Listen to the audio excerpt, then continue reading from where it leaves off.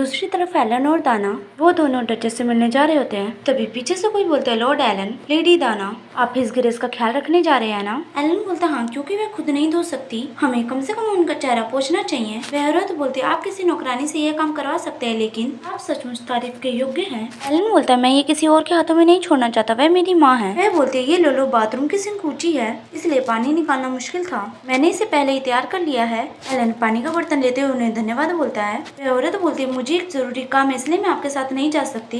Elon दाना के साथ पानी का बर्तन ले जाते हुए बोलते हैं, चिंता मत करो, मैं कम से कम इतना तो कर ही सकता हूँ। ये सुन के वह औरत मुस्कुराते हुए बोलती है, हाँ, ये आपको करना ही होगा, आपको ये जरूर करना चाहिए। वहीं रिया के कमरे में गिल्ड मास्टर आ गए होते हैं। रिया उसे देखकर हैरान होते हुए बोलती है, तुम इतनी जल्दी यहाँ कैसे पहुँच गए? नहीं, इससे भी जरूरी सवाल ये है कि आप यहाँ क्यों आए हैं? गिल्ड मास्टर बोलते हैं, क्योंकि आपने मुझे यहाँ जल्दी आने के लिए कहा था।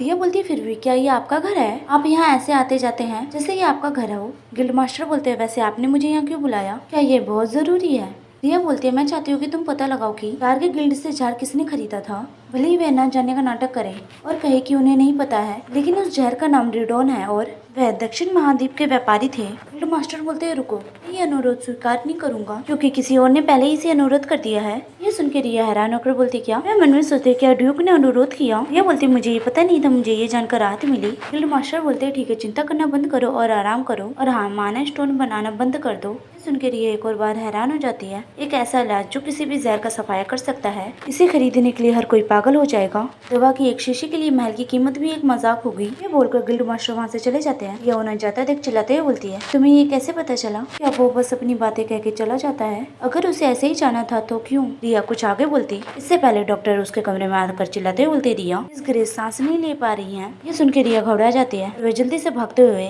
डचेस के कमरे में आते हुए बोलते, योर ग्रेस। ड्यूक बोलते, रिया तुम आ गई। रिया बोलते, हमारे पास बचा हुआ एक एंटीडोट है। रिया जल्दी से बोतल खोलती है और एंटीडोट डचेस को पिला देती है।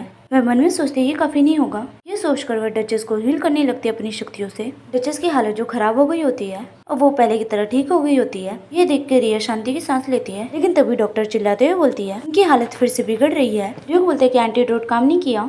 ये मन में कहती है, एंटीडोट ने काम किया, मुझे पूरा यकीन है। तो डचेस की हालत खराब होने का कारण क्या है?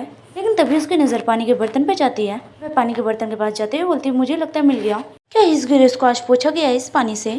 इसमें जहर मिलाया गया है। ये सुन के एलन घबराते हुए बोलता है, वो धुलाई का पानी मैं उसे लाया था। ड्यूक जल्दी से बोलते हैं, एलन, क्या आपको किसी पे शक है? आपको ये कहाँ से मिला?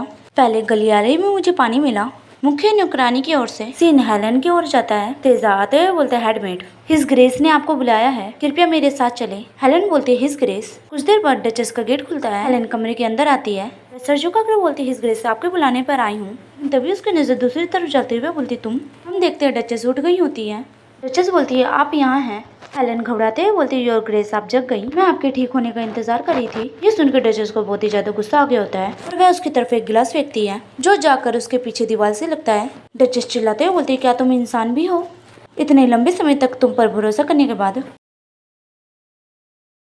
वह अपनी चादर को कसकर पकड़ते हुए बोलती है, नहीं, तुम इंसान नहीं हो सकती। मेरे बच्चों को जहर देकर मुझे मारने की कोशिश करना, यह एक ऐसा काम है जो इंसान नहीं कर सकता। वह गुस्से से चिल्लाते हुए बोलती है, कुछ कहो। ये सुन के हेलन मुस्कुराती है और अपना सर नीचे कर जोर जोर से हंसने लगती है।